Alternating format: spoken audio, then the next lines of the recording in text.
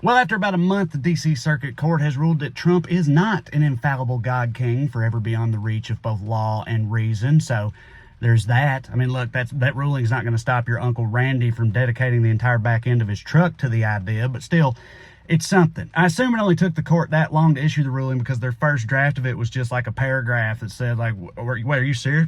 What? Hell no. Is that real? That can't be. And it just took them a while to sort of flesh that out a little bit, right?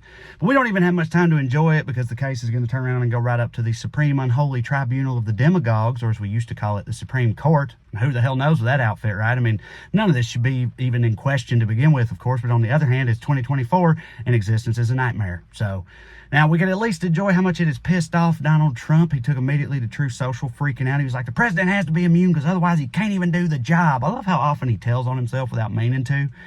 Right? He's like, listen, I can tell you as a former president firsthand, I know the job's nothing but crime. I mean, that's it. That's all I did all day. Crime in the morning, crime at night, and you're just like, I don't know. I think that might be a you thing, man. You know, but he kept going. He was like, no, the president has to be immune because otherwise every president forever will be prosecuted as soon as they leave office. You're like, oh, yeah, you mean like all them other times that never once happened? Like that? But see, that's how egregious Trump's crimes are. He don't get it, right? Because, I mean, there are things presidents can get away with that don't apply to the rest of us, of course. Like if me or you drone struck a village or overthrew a democratically elected Central American socialist, people would call those high crimes. But when a president does it, they call it the Monday meeting, right? I mean, like, if Trump loved crime so much, I'm sure there was plenty of more president-y crimes he could have done. I mean, hell, even his favorite crime, coups. You want to do a coup? Go crazy. We stay doing coups. Do a coup in like Bahrain or somewhere. Nobody over here is even going to notice, right? But no, this dude just had to coup in like the one place he could not coup, and he still don't get it. He don't. Of course, neither do his followers. They're still calling it a witch hunt and all that type of thing. I think some of them believe that, but really, though, I think most of them just don't care whether he did it or not. You know, they don't like, I think that they don't care that Trump's trying to become the de facto dictator of America. Why? Because really inside, they kind of sort of super duper really want a dictator of America. That's why. These people are dying to be presided over by a whip-cracking authoritarian daddy. They've been getting ready for it. Why do you think they spend all that time licking boots? Right? They don't need a vote or a voice or anything like that. As long as they know that their guy is hating the right things and hurting the right people, they're golden. That's right. They talk all this shit about freedoms, but he could restrict the freedoms of millions of their fellow Americans overnight, and they'd throw him a ticker tape parade as long as he did it to the icky kind, right? They don't care. They already treat him like a dictator.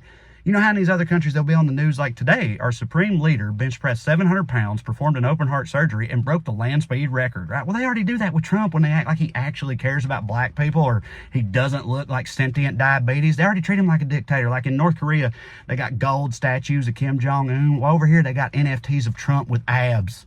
Right, they're already doing it, and they stand over there, like waving their flags, supporting their troops, talking their shit, and they point at us and say, we're unpatriotic. They say, we hate America. Yeah, well, we're not the ones trying to turn this country into dumb Trumpistan, all right? What's up, YouTube? Back with more in a second, but I want to let you know that this here diatribe is once again brought to you by the good folks at Private Internet Access, the world's most trusted VPN provider with over 30 million downloads. Now, listen, being online without a VPN in 2024 is like walking around in a rainstorm with nothing covering your head up. You might think it's not a big deal, but you will end up regretting it, all right? But PIA's VPNs hide your IP address and encrypt your internet connection, thus shielding you and your digital privacy from the prying eyes of the nefarious types of the online world. That's not all they can do, though. PIA's VPNs can also make it appear as though you're logging on from any country on Earth. Now, why would you do that? They got different streaming options in other countries, for one thing. You ever wonder what all the fuss is about with K-dramas? Well, use PIA to make Netflix think you're in Korea and find out for yourself, baby. How's that sound? Their VPNs are available across all platforms, and now you can use one PIA account to safeguard unlimited devices. That's right. We got every device in the Crowder household on my PIA account. Works like a charm. So if that sounds good to you, here's what you do. Click the link in the description below to try Private Internet Access today for 83% off with 4 months free.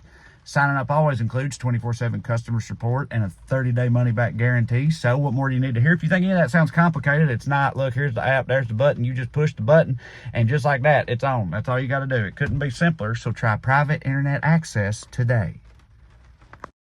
All right, YouTube, and we're back. Hope you didn't mind that little ad too much. Thanks to PIA. Listen, you know, I haven't checked in on Fox News. I don't know if they're even covering this court decision because they've got a much, much bigger, devastating news story to their base that I assume they got to dedicate 24 hours of coverage to. I'm talking, of course, about the untimely demise of their Serenader Supreme, Toby Keith. right? Yes, the man who proved you can write countless songs using your freedom boner. You can, that's right. Listen, I don't want to be too disrespectful, because I got to be honest. Like, Toby Keith had some bangers in the 90s, all right? He did. I mean, he did.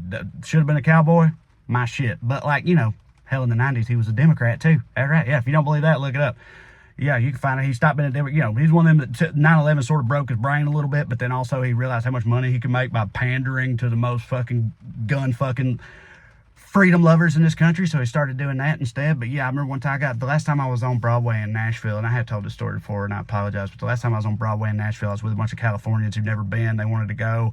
I knew it was a bad idea. We go into this place on Broadway. They're playing all the worst country music ever made. I'm in the corner seething alone while my friends are trying to have a good time. And then they start, a guy in cut-off camo vest gets up on the bar and starts waving a flag back and forth as the band launches into a stirring rendition of Courtesy of the Red, White, and Blue by Toby Keith.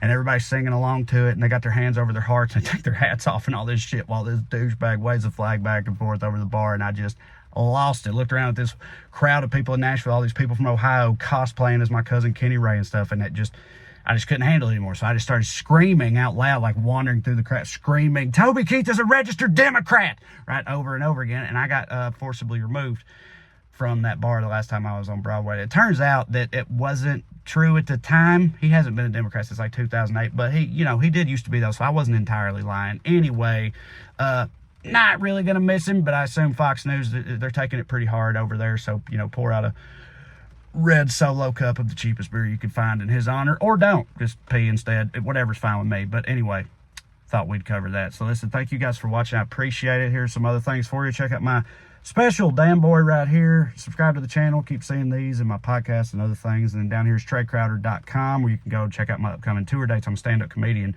Really, you should come see me do comedy live if I'm coming near you. It's a good time. Okay, so TreyCrowder.com. But the most important thing, you keep watching these silly missives, and I'll keep making them. Thank you very much. Love you like chicken. See you. Bye.